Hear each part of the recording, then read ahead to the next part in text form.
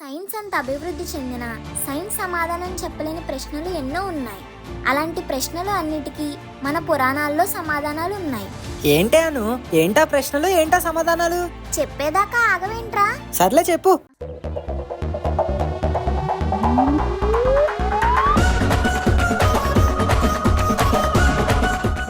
ఒక మనిషి పుట్టిన దగ్గర నుంచి చనిపోయేంత వరకు ఏం జరుగుతుందో సైన్స్ చెప్పగలిగింది. కానీ అదే మనిషి చనిపోయిన తర్వాత ఏం జరుగుతుందో అనేది సైన్స్ కనిపెట్టలేకపోయింది. కానీ మన పురాణాల్లో మనిషి పుట్టడం, చనిపోవడం, చనిపోయిన తర్వాత జరిగే అన్ని సంఘటనల గురించి వివరించబడింది. ఏంటి, మనిషి చనిపోయిన తర్వాత ఏమవుతుందో మన పురాణాల్లో ఉందా? అవునరా, మన పురాణాల్లో మనిషి చావు పుట్టుకల గురించి, కర్మ సిద్ధాంతం గురించి వివరించబడింది. మనిషి చనిపోయిన తర్వాత శరీరం నుండి ఆత్మ ఎలా వేరుపడుతుంది, వేరుపడిన తర్వాత ఆత్మ ప్రయాణం ఎలా ఉంటుంది, అలాగే చేసిన కర్మలను బట్టి ఆత్మ స్వర్గం లేదా నరకానికి చేరుకోవడం, అక్కడ కర్మ ఫలితాన్ని అనుభవించడం, మళ్ళీ ఇంకో జన్మ ఎత్తడం, ఇవన్నీ ఒక పురాణంలో వివరించబడ్డాయి. అదే గరుడ పురాణం. ఈ గరుడ పురాణం గురించి ఎంత చెప్పుకున్నా తక్కువే. అందుకే ఒక సిరీస్ లా చేద్దాం అనుకుంటున్నా. ఏమంటావరా? ఓకే, టాపిక్ అయితే చాలా ఇంట్రెస్టింగ్ గా ఉంది. ఫస్ట్ నువ్వు అయితే స్టార్ట్ చేయవే. ఇంకా మ్యాటర్ లోకి వెళ్తే, వ్యాస మహర్షి రాసిన అష్టాదశ పురాణాల్లో ఒకటి గరుడ పురాణం. ఈ పురాణాన్ని శ్రీ మహావిష్ణువు ఆయన వాహనమైన గరుత్మంతునికి ఉపదేశించారు. అందుకే ఈ పురాణానికి గరుడ పురాణం అనే పేరు వచ్చింది. ఇందులో ఉన్న ప్రతి అక్షరం సాక్షాత్తు ఆ శ్రీ మహావిష్ణువు నోటి నుంచి వచ్చినవే. గరుత్మంతుడి జననం దగ్గర నుంచి గరుడ పురాణానికి బీజం పడింది. అవును, అసలు ఈ గరుత్మంతుడు విష్ణువుకు వాహనం ఎలా అయ్యాడు, ఎలా పుట్టాడు, అసలు ఈ గరుడ పురాణం ఎలా మొదలైంది? చెప్తా. సప్త ఋషులలో ఒకరైన కశ్య ప్రజాపతికి కద్రువ, వినత అనే ఇద్దరు భార్యలు ఉండేవారు. ఒకరోజు కశ్య ప్రజాపతి తన ఇద్దరు భార్యలను పిలిచి, మీకు ఎటువంటి సంతానం కావాలని అడుగుతాడు. అప్పుడు కద్రువ బాగా ఆలోచించి, చాలా పొడవైన శరీరం ఉండి అగ్ని వంటి తేజస్సు ఉన్న వాళ్ళు అనేక మంది నాకు సంతానంగా కావాలని కోరుకుంటుంది. వినత ఏమో తన అక్కైన కద్రువ పిల్లల కన్నా ఎక్కువ శక్తి ఉన్న ఇద్దరు సంతానంగా కావాలని కోరుకుంటుంది. తదాస్తు అంటాడు ప్రజాపతి. కద్రువ, వినత ఇద్దరు గర్భవతులు అవుతారు. వారి గర్భాలు అండాలుగా మారి పక్షి గుడ్లను పెట్టినట్టుగా వారు గుడ్లను ప్రసవిస్తారు. ఆ గుడ్లను పొదగడానికని గోరువెచ్చటి వాతావరణంలో ఉంచుతారు. 500 సంవత్సరాలు గడిచిన తర్వాత కద్రువ గుడ్లలోంచి పాములు బయటకు వస్తాయి. మొత్తం 1000 పాములు కద్రువకు సంతానంగా కలుగుతాయి. ఆదిశేషుడు, కర్కోటకుడు, తక్షకుడు, ఇరవతుడు వంటి గొప్ప గొప్ప పాములు పుడతాయి. కద్రువ తల్లి అయిపోయింది. తను ఇంకా తల్లిని కాలేకపోయానన్న తొందరపాటుతో బిడ్డ పూర్తిగా తయారు కాకుండానే ఒక గుడ్డును పగలగొట్టేస్తుంది వినత. దీని వలన ఆ బిడ్డకు నడుం కింద శరీర భాగం తయారవ్వదు. ఆ బిడ్డ సగం శరీరంతోనే పుడతాడు. అలా పుట్టిన బిడ్డ వినతను చూసి, అమ్మా, నీ తొందరపాటు వల్లనే నేను ఇంతటి అంగవైకల్యంతో పుట్టాల్సి వచ్చింది. నీ వల్లే నాకు అంగవైకల్యం వచ్చింది. ఎవరి మీదైతే నువ్వు ఆధిపత్యం చెయ్యాలనుకున్నావో ఆ కద్రువకే నువ్వు బానిసగా ఉందువుగాక అని కొడుకు శపిస్తాడు. వినత బాధపడుతూ తనని క్షమించమంటూ కొడుకును వేడుకుంటుంది. ఎంతైనా తల్లి కదా, కోపం ఎంతసేపో ఉండదు. తన తల్లికి శాప విమోచన మార్గం చెబుతాడు. నా తరువాత పుట్టిన బిడ్డ నిన్ను దాస్యం నుండి విడిపిస్తాడమ్మా. ఆ గుడ్డుని మాత్రం తొందరపడి పగలగొట్టేకు అని ఆ బిడ్డ చెబుతాడు. ఓ, ఇంతకీ ఆ సగం శరీరంతో పుట్టిన బిడ్డ ఏమయ్యాడు? అలా సగం శరీరంతో పుట్టిన బిడ్డ సమస్త భూమండలానికి వెలుగునిచ్చే సాక్షాత్తు ఆ సూర్యుడికే రథసారథి అయ్యాడు. ఏంటి, సూర్యుడికే రథసారదా? సూర్యుడి దగ్గరికి ఎవరు వెళ్ళలేరు. అటువంటిది సూర్యుడి తేజస్సును తట్టుకుని రథం తోలడం అంటే సాధారణ విషయం కాదు. అవునరా, సగం శరీరంతో పుడితేనే సూర్యుడికి రథసారథి అయ్యాడు. అలాంటిది ఇంకొకటిగా తయారయ్యి పుట్టబోయే బిడ్డ ఇంకెంత గొప్పవాడవుతాడో అని అసూయపడి కద్రువ ఒక పథకాన్ని వేస్తుంది. ఏంటా పథకం? పాల సముద్రం ఒడ్డున ఉచ్చేశ్రవం అనే గుర్రం తిరుగుతూ ఉండేది. ఆ గుర్రం తెలుపు రంగులో ఒక మచ్చ కూడా లేకుండా ఉంటుంది. ఒకసారి కద్రువ, వినత సరదాగా ఆ సముద్రం దగ్గరికి వెళ్తారు. అప్పుడు కద్రువ దూరంగా కనబడుతున్న ఉచ్చేశ్రవాన్ని చూసి, చెల్లి, గుర్రం చూసావా ఎంత అందంగా ఉందో? అంతా బానే ఉంది, కానీ ఆ గుర్రం తోకేంటి నల్లగా ఉంది అని అంటుంది. వినతేమో, ఏం లేదక్క, తోక కూడా తెల్లగానే కదా ఉంది అని అంటుంది. కాదు, నల్లగా ఉందని కద్రువ తెల్లగా ఉందని వినత. ఇలా ఈ ఇద్దరి మధ్య వాదన పెరుగుతుంది. అప్పుడు కద్రువ, సరే అయితే పందెం వేద్దాం. నువ్వు అన్నట్టు గుర్రం తోక తెలుపు అయితే నేను నీకు దాసిని అవుతాను, లేదంటే నువ్వు నాకు దాసివి అవ్వాలి అని అంటుంది. సరే అంటుంది వినత. ఆ తరువాత కద్రువ తన 1000 మంది కొడుకులను పిలిపించి జరిగిందంతా చెప్తుంది. పుత్రులారా, ఉచ్చైశ్రవానికి ఒక మచ్చ కూడా ఉండదని నాకు తెలుసు. అయినా సరే పందెం కట్టాను. మీరిప్పుడు ఈ పందెంలో నన్ను గెలిపించాలి. మీలో కొంతమంది సన్నని నల్లటి తీగలా మారి ఆ ఉచ్చైశ్రవం తోకకు చుట్టుకోవాలి. అప్పుడు గుర్రం తోక నల్లగా కనిపిస్తుంది. నేను ఈ పందెంలో గెలుస్తాను. ఆ వినతేమో నాకు దాసి అవుతుందని అంటుంది. పాములన్నీ దీనికి ఒప్పుకోవు. వినతకి అన్యాయం చేయలేమని చెప్తాయి. నా మాటకి ఎదురు చెప్తారా? మీరందరూ జనమేయ రాజు చేసే సర్పయాగంలో పడి బూడిదైపోదురు అని కొడుకుల్ని శపిస్తుంది కద్రువ. సొంత కొడుకుల్ని చనిపోమని చెప్పించిందా? అసూయ, కోపం ఈ రెండిటి వలన ఏం చేస్తుందో కద్రువకే తెలీదు. తల్లి శాపంతో పావులన్నిటికీ ఒకసారిగా భయం వేస్తుంది. దీంతో ఇంక చేసేదేం లేక, తల్లి నువ్వు చెప్పినట్టే సన్నటి తీగలా మారి ఆ గుర్రం తోకకు చుట్టుకుంటామని పావులు మాటిస్తాయి. దీంతో వినత పందెంలో ఓడిపోతుంది. అప్పటి నుంచి వినత కద్రువకు దాసి అవుతుంది. కద్రువ తిట్టినా కొట్టినా భరిస్తూ ఎలాగోలా 500 ఏళ్లు గడిపేస్తుంది. అసలు ఘట్టం రానే వచ్చింది. అదే గరుత్మంతుని జననం.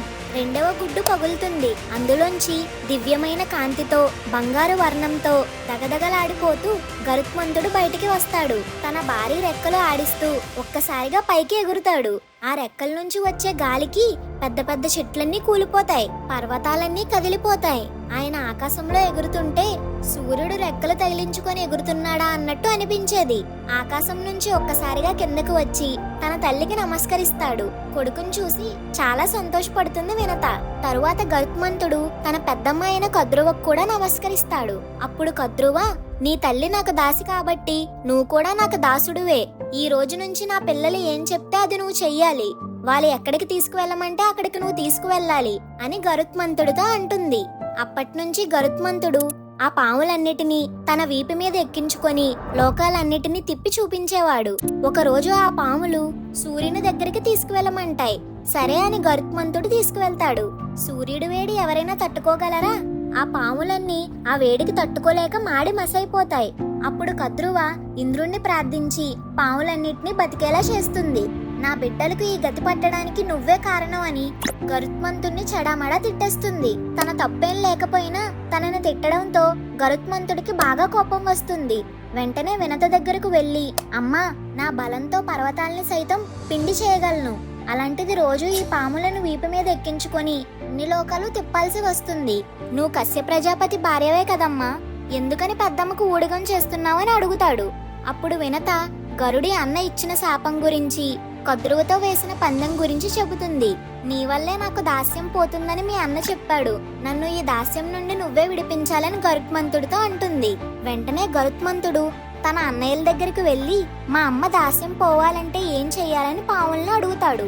పాములు బాగా ఆలోచించి, మాకు అమృతం తెచ్చిస్తే మీ అమ్మ దాస్యం పోతుంది అని అంటాయి. అమృతాన్ని తెచ్చి నా తల్లిని దాస్యం నుండి విడిపిస్తానని గరుత్మంతుడు ప్రతిజ్ఞ చేస్తాడు. తల్లి దగ్గర ఆశీర్వాదం తీసుకుని అమృతం కోసం ఇంద్రలోకానికి బయలుదేరతాడు. అమృతాన్ని తీసుకెళ్లడానికి గరుత్మంతుడు వస్తున్నాడని ముందుగానే బృహస్పతి ఇంద్రుడితో చెప్పడంతో సైన్యాన్ని సిద్ధం చేయమని ఇంద్రుడు ఆజ్ఞాపిస్తాడు. విశాలమైన గరుత్మంతుని రూపాన్ని చూసి ద్వారపాలకులు తలో దిక్కుకి పారిపోతారు. కొంతమంది ధైర్యం తెచ్చుకొని ఆయనతో యుద్ధం చేసినా వారందరినీ చిత్తుగా ఆయన ఓడిచ్చేస్తాడు. అన్ని అడ్డంకులను దాటి గరుత్మంతుడు అమృతాన్ని సాధిస్తాడు. తల్లిపై గరుత్మంతుడికి ఉన్న భక్తికి, చేతిలో అమృతం ఉన్నా తాగకుండా ఉన్న ఆయన ధర్మబుద్ధికి మెచ్చి విష్ణువు ప్రత్యక్షమయ్యి ఏం వరం కావాలని గరుత్మంతుడిని అడుగుతాడు. అప్పుడు గరుత్మంతుడు, ఈ అమృతం తాగకుండానే నాకు అమరత్వాన్ని ప్రసాదించు స్వామి, అలానే నిత్యం నీ సేవ చేసుకునే భాగ్యం నాకు అనుగ్రహించు అని విష్ణువుని వరం కోరుతాడు. విష్ణువుని అమరత్వాన్ని వరంగా కోరింది తన కోసం కాదు, ఆ స్వామికి నిత్యం సేవించుకోవడాని కోసం. గరుత్మంతుని కోరికలో కూడా స్వార్థం లేదు. ఆయన నిస్వార్థ బుద్ధికి మహావిష్ణువు ఇంకా మురిసిపోయి వెంటనే నువ్వు నా వాహనంగాను నా ధ్వజంగాను ఉందువుగాక అని వరమిస్తాడు. అబ్బా, గరుత్మంతుడు ఎంత అదృష్టవంతుడో, సాక్షాత్తు ఆ విష్ణువుకే వాహనం అయ్యాడు. ఆ తరువాత గరుత్మంతునికి ఇంద్రుడి ప్రత్యక్షమయ్యి, ఓ మహావీర, అమృతం తాగితే వచ్చే అమరత్వాన్ని విష్ణువు దగ్గర వరంగా పొందావు. ఇంకా నీకు ఈ అమృతంతో పనే ఉంది, నాకు ఇచ్చే అని అడుగుతాడు. గరుడు జరిగిన కథంతా ఇంద్రుడికి చెప్తాడు. నా అన్నలకి ఈ అమృతాన్ని ఇస్తే తప్ప నా తల్లికి దాస్యం పోదని నేను నీకివ్వలేను అని చెప్తాడు. అప్పుడు ఇంద్రుడు, నీ మాటల్ని బట్టి చూస్తుంటే వారు ఎంత చెడ్డవారో తెలుస్తుంది. నువ్వు ఈ అమృతం వారికి ఇస్తే ఈ లోకం ఏమైపోతుందో ఒకసారి ఆలోచించు. నా మాట విని అమృతాన్ని నాకు ఇచ్చే అని అడుగుతాడు. గరుత్మంతుడు బాగా ఆలోచించి ఇంద్రుడితో ఇలా అంటాడు, వారికి అమృతం తెచ్చి ఇవ్వడంతో నేను ఇచ్చిన మాట పూర్తవుతుంది. కాబట్టి ఈ అమృత కలశాన్ని తీసుకువెళ్ళి మా అన్నలకు ఇచ్చేస్తాను. అప్పటితో మా అమ్మ దాస్యం పోతుంది. అమృతాన్ని ఎలా పడితే అలా తాగకూడదు, స్నానం చేసి తాగాలని చెప్తాను. వాళ్ళు స్నానానికి వెళ్ళాక అమృతాన్ని నువ్వు తీసుకెళ్ళిపో, మన ఇద్దరి సమస్యలు తీరిపోతాయని అంటాడు. వా, ఏం తెలివి! అప్పుడు గరుత్మంతుడు అన్నల దగ్గరకు వెళ్ళి, ఇదిగో మీరు అడిగినట్టే అమృతాన్ని తెచ్చాను, నేటితో నా తల్లి దాస్యం పోతుందని అంటాడు. వెంటనే పావులన్నీ అమృతాన్ని తాగడానికి కలశం దగ్గరికి వచ్చేస్తాయి. అప్పుడు గరుత్మంతుడు స్నానం చేయకుండా అమృతాన్ని తాగితే తాగిన ఫలితం ఉండదు అని అంటాడు.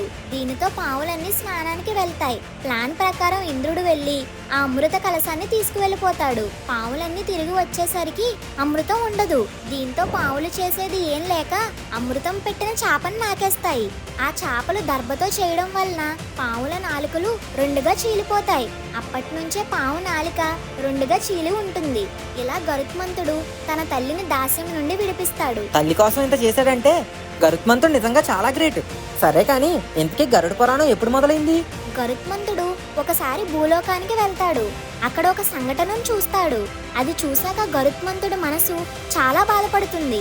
వెంటనే విష్ణువు దగ్గరికి వెళ్ళి భూలోకంలో చూసిన వాటి గురించి చాలా ప్రశ్నలు అడుగుతాడు. విష్ణువు వాటికి సమాధానాలు ఇస్తాడు. ఇదే గరుడ పురాణం. ఓ, ఇంతకీ గరుత్మంతుడు ఏం చూశాడు? విష్ణువుని ఏమడిగాడు? అన్నట్టు గరుడ పురాణం ఇంట్లో ఉండకూడదంట, ఎవరైనా చనిపోతే మాత్రమే చదవాలంట. ఇవన్నీ నిజమేనా? ఆగు, ఈ మ్యాటర్ అంతా నెక్స్ట్ వీడియోలో చెప్తాను. చాలా ఇంట్రెస్టింగ్ గా ఉండబోతుంది. అది ఫ్రెండ్స్ ఈ రోజు వీడియో. ఈ వీడియో కనుక మీకు నచ్చినట్లయితే వెంటనే లైక్, షేర్ అండ్ కమెంట్ చేసి ఇప్పుడే మన ఫన్మోజీ ఫ్యాక్ట్స్ ఛానల్ ని సబ్స్క్రైబ్ చేసుకోండి. అలానే పక్కనే ఉన్న గంట సింబల్ కొట్టడం మాత్రం మర్చిపోకండి.